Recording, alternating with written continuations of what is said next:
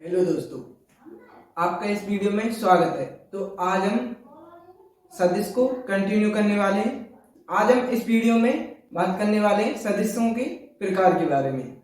सदिश के कितने प्रकार होते हैं उनके बारे में। और यदि आप चैनल पर नए हो तो चैनल को सब्सक्राइब कीजिए और बेल आइकन को भी प्रेस कीजिए, जिससे आपको हमारे चैनल की जो वीडियोज हैं उनकी नोटिफिकेशन सबसे पहले आप तक पहुंचे। तो आइए वीडियो को शुरू करते हैं। तो देखिए, आपका जो सदिश के प्रकार का पहला प्रकार है सदिश का ऋणात्मक सदिश। ऋणात्मक सदिश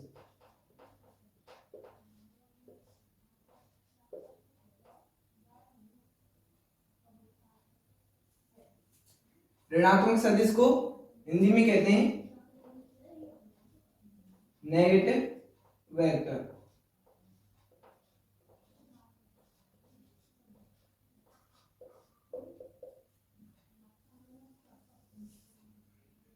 नेगेटिव वेक्टर, नेगेटिव वेक्टर का मतलब होता है, जैसे आपने मान लिया ये कोई ए सदिश है, इसे मान लीजिए ए वेक्टर।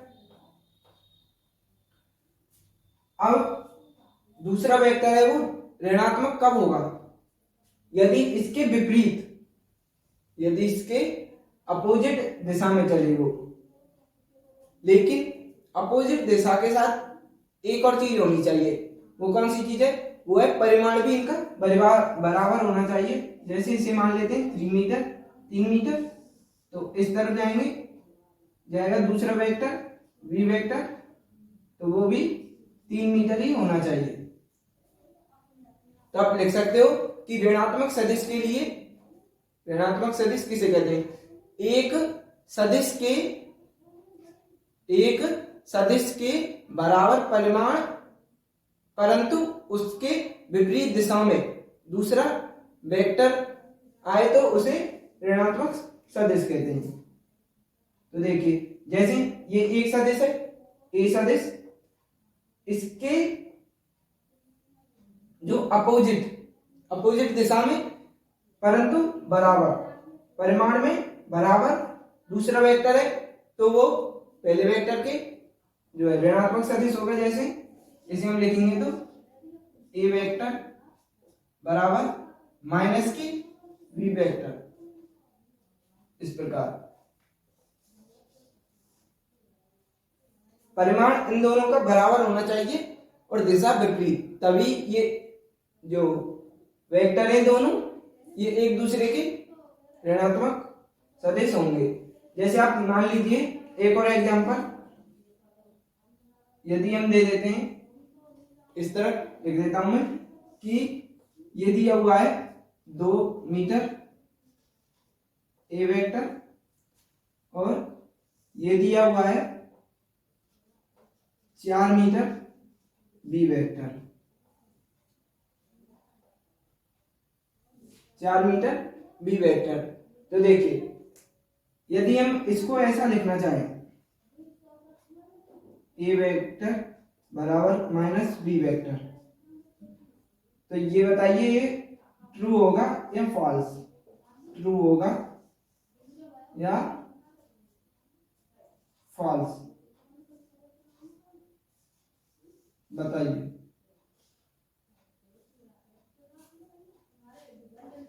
तो देखिए, इसमें ये दूसरा वाला वेक्टर है जो बी वेक्टर है, इसके विपरीत तो है, विपरीत दिशा में तो है, लेकिन इसका परिमाण जो है सेम नहीं है, इसलिए ये कैसा होगा? फॉल्स। ये होगा फॉल्स, क्योंकि यदि हम इसका परिमाण बराबर करना चाहें तो इसे 2 से भाग देना होगा, आधा करना होगा, क्योंकि ए वेक्टर का जो बी वेक्टर है वो दुगनी लंबाई है ए वेक्टर से बी वेक्टर की, तो इसे आधा करना होगा बी वेक्टर के परिमाण को, तभी ये जो परिमाण है वो बराबर होंगे दोनों सदिशों के। तो देखिए, और यदि हमको ऐसा दे दिया जाता कि 2 मीटर ए वेक्टर, इस तरफ बी वेक्टर 2 मीटर। तो ये बताइए ये ट्रू है या फॉल्स?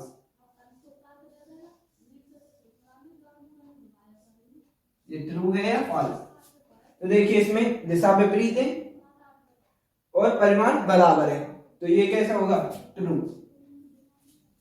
तो इसका मतलब हुआ कि ऋणात्मक सदिश जो होता है उसमें दो चीजें देखनी है हमें, दिशा विपरीत और परिमाण बराबर। अब हम बात करते हैं अगले प्रकार की। ये आपको समझ आ गया होगा, तो आप इसका स्क्रीनशॉट ले लीजिए।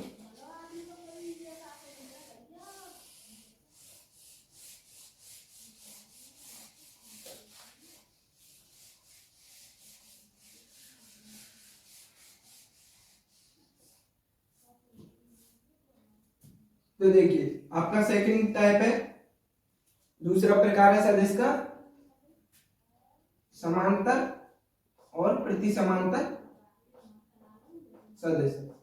ये जो सदिशों के प्रकार हैं बहुत ही सरल है, इनमें कोई टफ चीज नहीं है। समांतर तथा प्रति समांतर, प्रति समांतर सदिश, इनके नामों से ही पता चल जाता है कि ये कैसा सदिश है। तो देखिए यदि आपको दिया हुआ है ए वेक्टर, इसी के समांतर दूसरा वेक्टर दे दिया, तो ये कैसा सदिश होंगे? ये होंगे हमारे पैरेलल या समांतर सदिश। इन दोनों में देखिए थीटा देखते हैं, समांतर और प्रति समांतर का पता कैसे करेंगे? थीटा देखकर। थीटा देखिए इनमें 0 है, थीटा बराबर 0 डिग्री अतः नहीं लिखता मैं सीधा ही लिख देता हूं कि थीटा बराबर 0 हो तो, थीटा बराबर 0 हो तो समांतर सदिश होगा।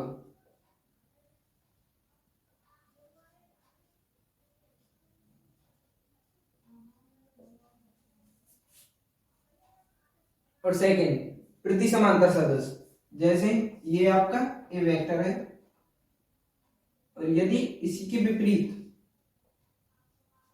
जो ये ए वेक्टर और ये बी वेक्टर, तो देखिए इसके बीच में थीटा कितना है?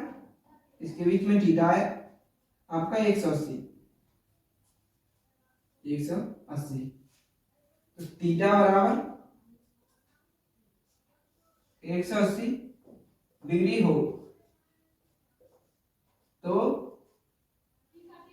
प्रति समांतर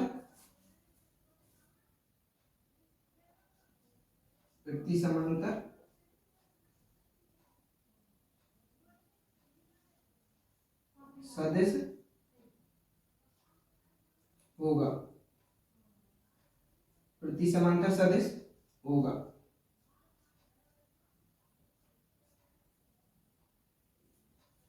देखिए आप इनको नोट कर सकते हो, आप इसका स्क्रीनशॉट ले लीजिए। मुझे उम्मीद है कि आपको समझ आ रहे होंगे। ये ज्यादा टफ नहीं है, ये सरल है सदिशों के प्रकार, इसमें कोई भी चीज टफ नहीं है। तो देखिए, और यदि आपको फिर भी कोई डाउट आता है तो आप कमेंट बॉक्स में कमेंट कर सकते हो। तो देखिए अब हम तीसरा जो प्रकार है उसकी बात करते हैं। तीसरा प्रकार है हमारा समतलीय सदिश। तीसरा प्रकार है हमारा समतलीय सदिश।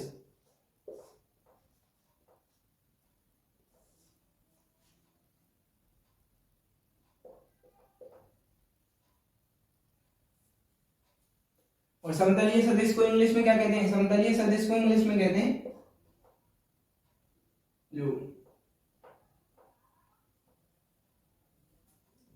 इसे कहते हैं प्लेन वेक्टर। Plane vector.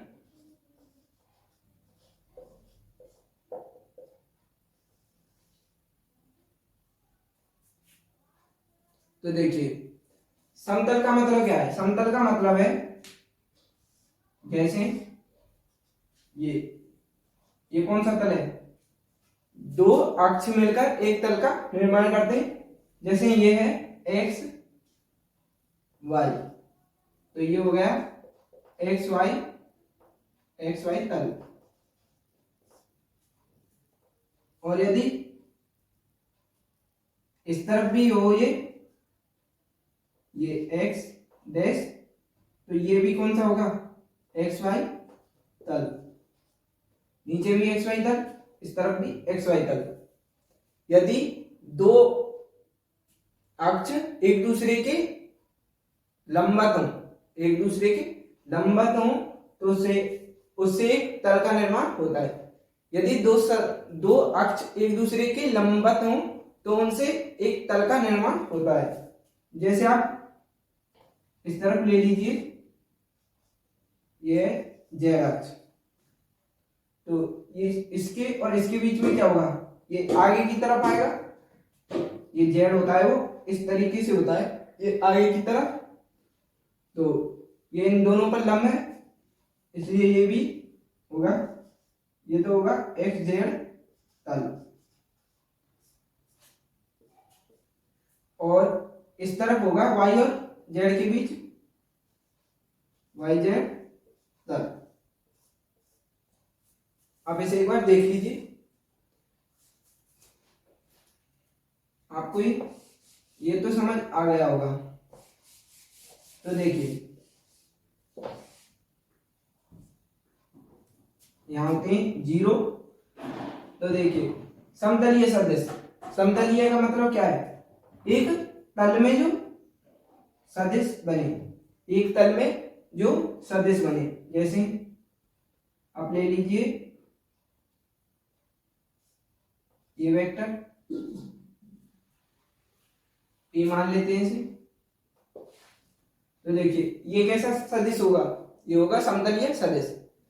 यदि हम दो वेक्टरों की बात करें तो दो वेक्टर सदैव समतलीय सदिश होते हैं, लेकिन जो तीन वेक्टर जो होते हैं वो समतलीय सदिश हो भी सकते हैं और नहीं भी हो सकते। जैसे आप मान लीजिए ये इसे ए वेक्टर, इसे बी वेक्टर, तो ये क्या है? दो सदिश हैं, ये एक तल में ही है एक्स वाई तल में, तो ये कैसे होंगे? समतलीय सदिश। समतलीय सदिश।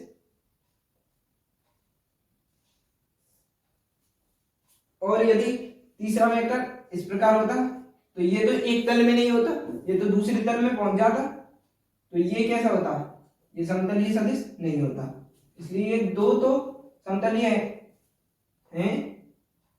और यदि हमको दे दिया जाए इस प्रकार, ये ए बी, ये सी, ए बी सी वेक्टर, तो ये नॉट समतलीय। समतलीय, ये समतलीय सदिश नहीं है। अब आप सोच रहे होंगे कि तीन वेक्टर यदि हम बनाना चाहें तो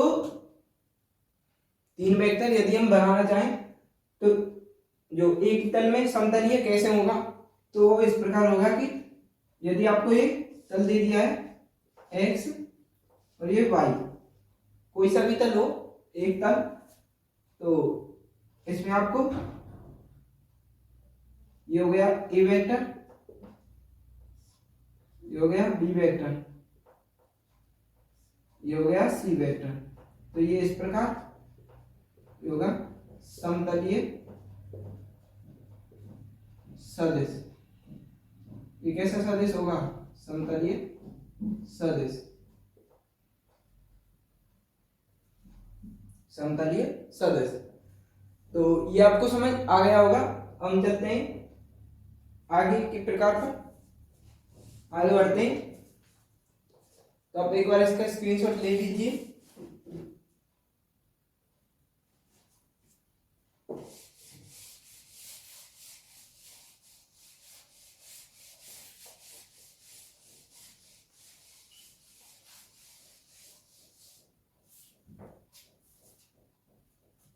तो देखिए आपका फोर्थ जो टाइप है सदिश का, जो फोर्थ प्रकार है वो है सप्रारंभिक सप्रारंभिक सदिश।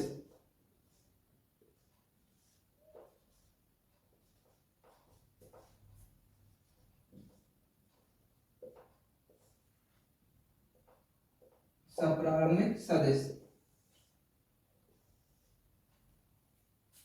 तो देखिए सप्रारंभिक सदिश का मतलब होता है, यदि आपको इस प्रकार दे दिया जाए, या आप पहले इसमें लिख सकते हो कि सदिशों की क्रिया रेखा एक दूसरे को, या मैं लिख देता हूं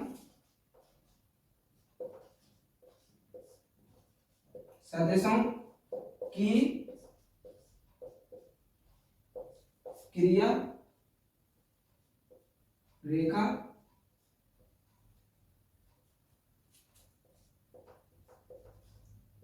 एक दूसरे सदिश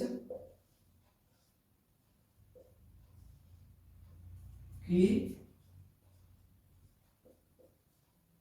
क्रिया रेखा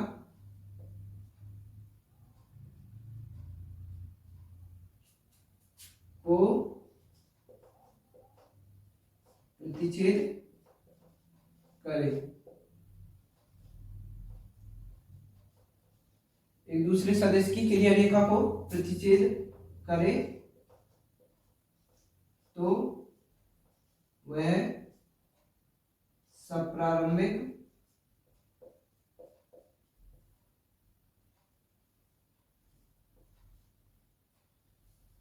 सदिश कहलाता है। सदिश कहलाता है। जैसे आप ले सकते हो, इसे मान लीजिए ए वेक्टर, इसे मान लीजिए बी वेक्टर,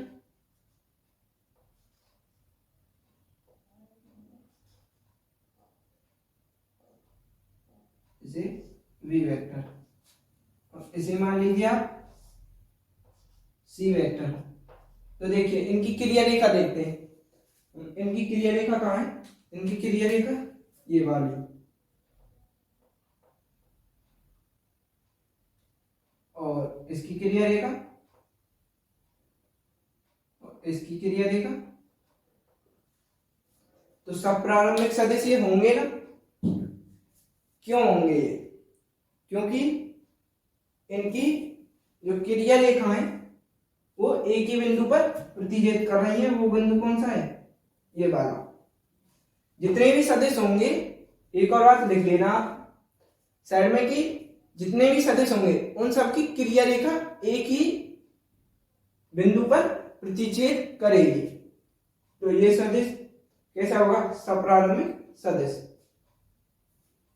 या मैं यहां लिख देता हूं, एक ही बिंदु पर क्रिया रेखा प्रतिच्छेद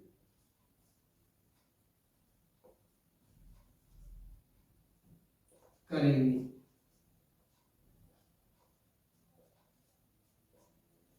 आप इसका एक बार स्क्रीनशॉट ले लीजिए, या आप नोट करना चाहते हो तो वीडियो को पॉज करके नोट कर लीजिए।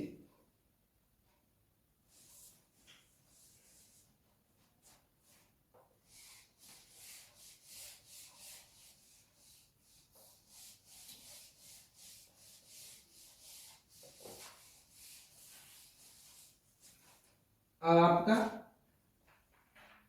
अगला जो प्रकार है वो है पांचवा प्रकार, पांचवा टाइप।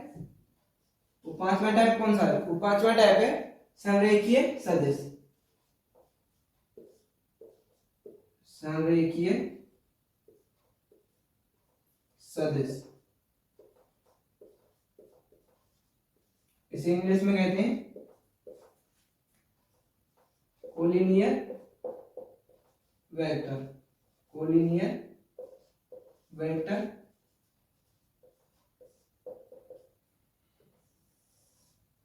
तो देखिए संरेखीय सदिश, संरेखीय सदिश का मतलब है एक ही रेखा पर यदि जितने भी सदिश दिए हुए हैं, हम मान के चलते हैं दो सदिश एक ही क्रिया रेखा पर हो तो उसे कहेंगे संरेखीय सदिश। आप एग्जाम्पल के तौर ले सकते हैं। दो सदिश मानते हैं तो हम यहां लिखेंगे दो सदिश, तीन सदिश होते तो उसमें या इसकी जगह दो की जगह तीन लिख देते। दो सदिश एक ही रेखा पर हो तो वो सदिश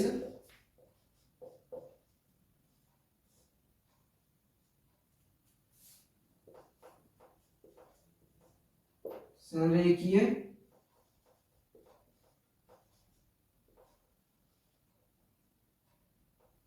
संरेखीय सदिश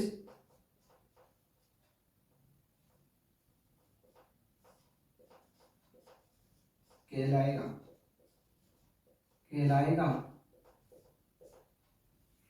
या कहलाता है। तो देखिए संरेखीय सदिश का मतलब है जैसे इसे मान लीजिए ए वेक्टर, अब इसी रेखा पर इसे मान लीजिए बी वेक्टर।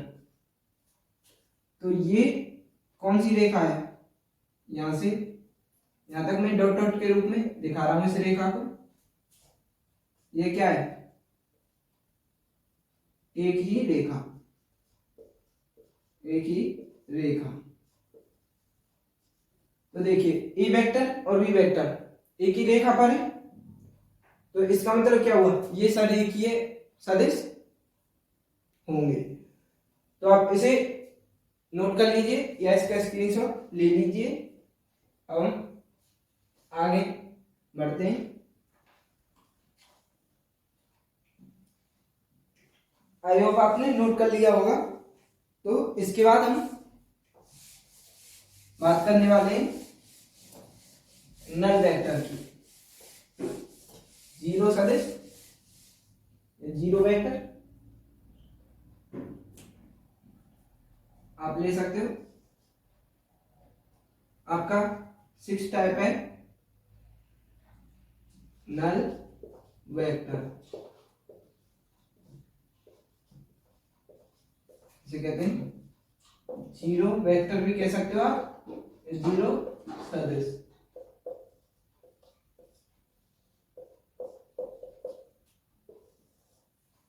तो देखिए जीरो सदिश या नल वेक्टर या जीरो वेक्टर किसे कहेंगे? इसका जो आप समझ चुके होंगे परिमाण क्या होगा? नल वेक्टर का परिमाण क्या होगा?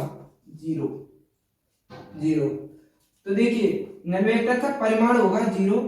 एक सदिश जो होता है उसमें क्या होते हैं? परिमाण और दिशा। तो इसका परिमाण जीरो हो गया तो दिशा का कोई मायने नहीं। तो दिशा कौन सी होगी? कोई भी नहीं। दिशा होगी इसकी कोई भी नहीं, कोई भी नहीं। जब जीरो परिमाण हो गया तो दिशा तो हो ही नहीं सकती, इसलिए इसमें सिर्फ आपको दो बातें लिखनी है, परिमाण और दिशा। परिमाण 0, दिशा कोई भी नहीं। तो आप इसे नोट कर लीजिए। अब हम आगे बढ़ते हैं। अब हमारा है 7वां प्रकार, जो कि वेरी वेरी इंपॉर्टेंट है।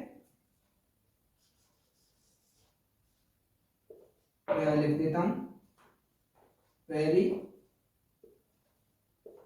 इंपॉर्टेंट।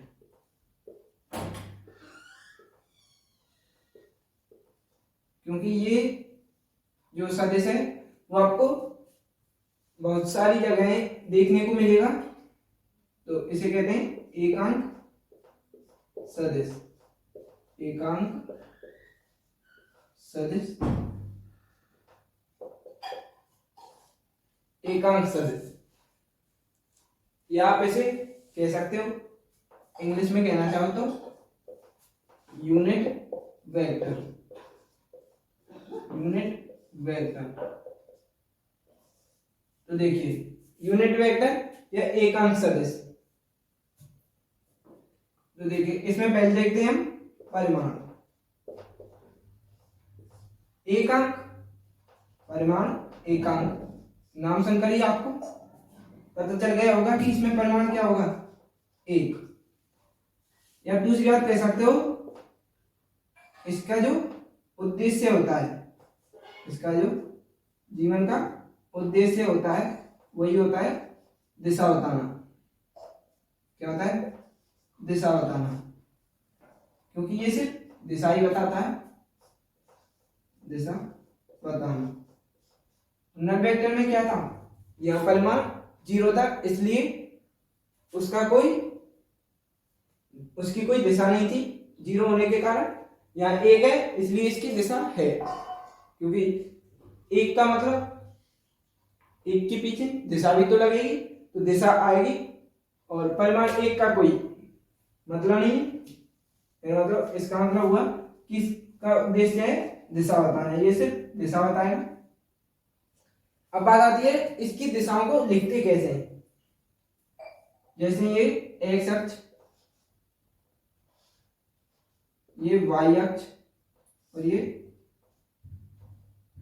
0 होते हैं या सभी मान एक्स के हों या वाई के हों या जेड के हों। तो देखिए, ये मूल बिंदु है, ये होगा जेड।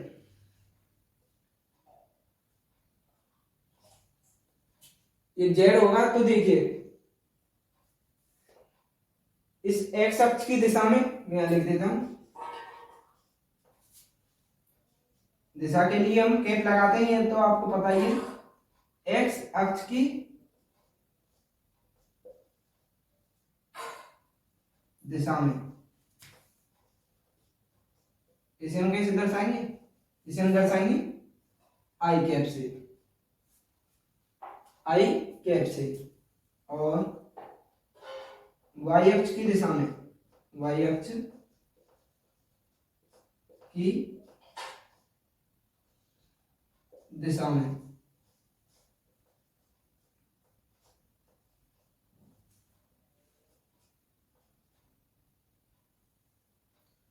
इसे हम दर्शाएंगे जे कैप से। और जेड अक्ष की दिशा में, जेड अक्ष की दिशा में इसे हम दर्शाएंगे, के कैप से। यहाँ आपको नहीं दिख रहा, तो मैं इसे ऊपर की साइड लिख देता हूं, जेड अक्ष की दिशा में, जेड अक्ष की दिशा में, इसका मतलब हुआ के कैप, के कैप। आपने एक बार नोट कर लीजिए,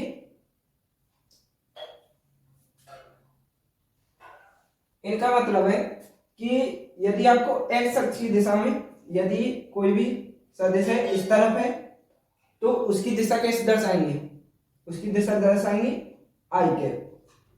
वाई अक्ष की दिशा में है तो जे कैप, और जेड अक्ष की दिशा में है तो के कैप। क्योंकि देखिए कैप का मतलब होता है दिशा, आई का मतलब हो गया यहाँ एक्स अक्ष, जे का मतलब वाई अक्ष, और के का मतलब जेड अक्ष। आप इसे नोट कर लीजिए और इसके बाद हम आगे बढ़ते हैं। और यदि आपको एक और बात बता देता हूं मैं कि यदि हम यहां कहना चाहें कि जेड डैश, मेरा मतलब एक्स डैश अक्ष की दिशा में, एक्स डैश अक्ष की दिशा में कैसा होगा ये होगा, डैश लग जाता है एक्स हो या वाई हो या जेड हो, तो उसका मतलब क्या होता है, ये नेगेटिव दिशा में चल रही है, तो यहाँ क्या लग जाएगा, यहां से माइनस का अंतर आएगा कि माइनस आई कैप। ऐसे ही आप मानना चाहें तो वाई डैश अक्ष की दिशा में ये होगा माइनस के जे कैप, माइनस के जे कैप। और ऐसे ही जेड अक्ष, मेरा मतलब जेड डैश अक्ष की दिशा में क्या होगा, माइनस के कैप। यदि आप एग्जांपल लेना चाहो तो आप एग्जांपल ले सकते हो कि बल एक सदिश राशि है, एफ वेक्टर बराबर है हमारा 5 न्यूटन, 5 न्यूटन। अब आप मान लीजिए ये इस प्रकार है कि इस दिशा में है, ये 5 न्यूटन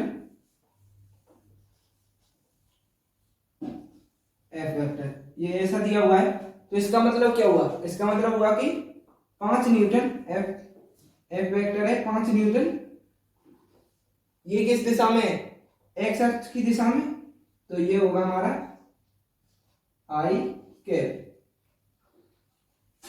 इसे हम इस प्रकार लिखेंगे, या आई कैप को हटाकर यदि आप ऐसा लिखते कि 5 न्यूटन एक्स अक्ष की दिशा में, तो कितना लंबा पड़ जाता। अब देखिए छोटा सा हो गया। इसी प्रकार इन सभी को दर्शाते हैं, यदि ये जेड अक्ष की दिशा में होता तो के कैप, यदि ये वाई अक्ष की दिशा में होता तो जे कैप, और यदि ये वाई डैश अक्ष की दिशा में होता तो माइनस जे कैप। तो आप इसका स्क्रीनशॉट ले लीजिए, ऐसे नोट कर लीजिए। आप यदि इसे लिखना चाहें तो ये भी लिख सकते हैं, 5 न्यूटन एक्स अक्ष की दिशा में।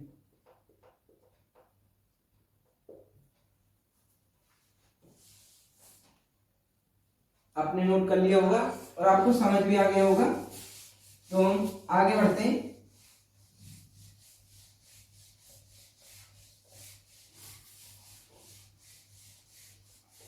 आपके दो प्रकार और हैं सदिश के,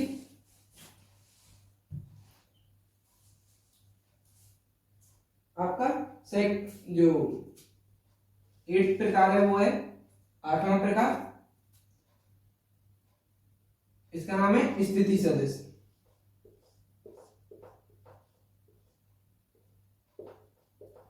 स्थिति सदिश,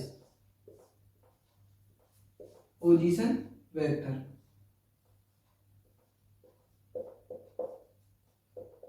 पोजीशन वेक्टर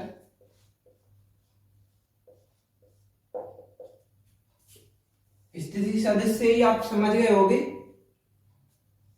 कि ये कोई तल दे दिया है हमें, इस पर एक बिंदु दे दिया गया है। आप यदि इसमें लिखना चाहें तो ऐसे लिख सकते हो कि किसी बिंदु, मेरा मतलब किसी बिंदु कि स्थिति को बताने वाले सदिश को स्थिति सदिश कहते हैं। जैसे ये बिंदु है एक, इसे मान लेते हैं x, y। तो ये x अक्ष की दिशा में, ये क्या है x अक्ष, ये y अक्ष, ये x अक्ष की दिशा में और ये y अक्ष की दिशा में, इसकी लंबाई है या 0। तो वेक्टर कहां से आएगा, यहां से। ये कौन सा है, r वेक्टर मान लेते हैं, या a वेक्टर, v वेक्टर, आप कुछ भी मान सकते हो। तो ये r वेक्टर है। तो r वेक्टर हमारा क्या होगा, r वेक्टर ही होगा हमारा स्थिति सदिश। स्थिति सदिश कोई भी बिंदु हो उसकी स्थिति को दर्शाने वाले सदिश को स्थिति सदिश कहते हैं। जैसे कि देखिए r वेक्टर जो है इस बिंदु की स्थिति दर्शा रहा है, क्योंकि इस बिंदु तक है, तो r वेक्टर है जो, उसका मतलब क्या है, ये y अक्ष में भी है और x अक्ष में भी है, इसलिए इस बिंदु की स्थिति दर्शा रहा है, इसलिए इसे कहेंगे स्थिति सदिश। आप इसे देख लीजिए एक बार, ये नोट कर लीजिए। अब अगले प्रकार की तरफ बढ़ते हैं, अगले टाइप की तरफ। तो आपका 9th टाइप है, 9वां टाइप, यह है विस्थापन सदिश।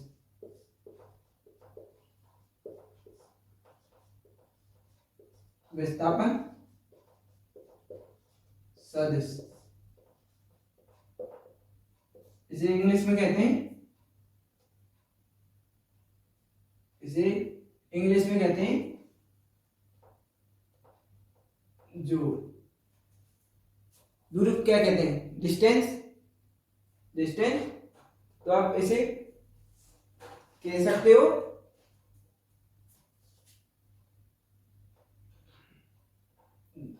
या आप रहने दीजिए, आप इसे विस्थापन सदिशी ले लीजिए, या फिर भी आप कहना चाहें तो इसे इंग्लिश में लिखना चाहें तो इसका नाम है डिस्प्लेसमेंट वेक्टर, क्योंकि दूरी को इंग्लिश में कहते हैं डिस्टेंस और विस्थापन को डिस्प्लेसमेंट, सदिश को वेक्टर, तो इसे कहेंगे डिस्प्लेसमेंट वेक्टर। अब ये विस्थापन सदिश क्या होता है, ये विस्थापन सदिश होता है जैसे आपको कोई तल दे दिया गया है, आप मान लीजिए ये x अक्ष, ये y अक्ष, तो ये आपको दे दिया है xy तल। कौन सा दे दिया है, xy तल।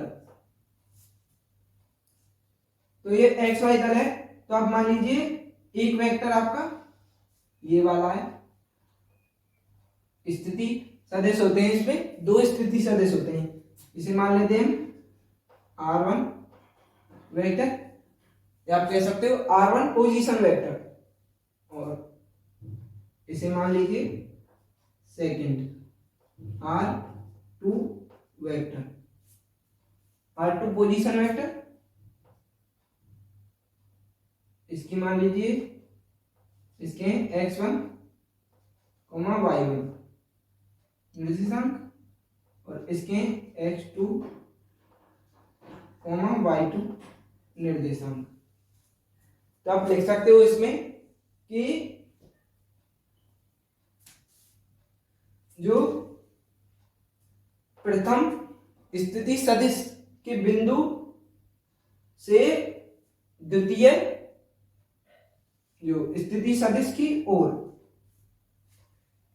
जो प्रथम स्थिति सदिश से द्वितीय स्थिति सदिश की ओर जो वेक्टर बनेगा उसे कहेंगे हम,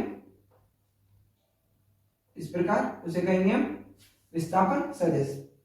विस्थापन सदिश को डिनोट करते हैं डेल्टा आर से, आप कह सकते हो विस्थापन सदिश को हम प्रदर्शित करते हैं डेल्टा आर से। डेल्टा आर ही क्यों? क्योंकि आर तो देखिए ये पोजीशन वेक्टर, जैसे हमने आर मान लिया है यहाँ, और डेल्टा विस्थापन के लिए, क्योंकि अंतिम विस्थापन जैसे होता है ना परिवर्तन के लिए,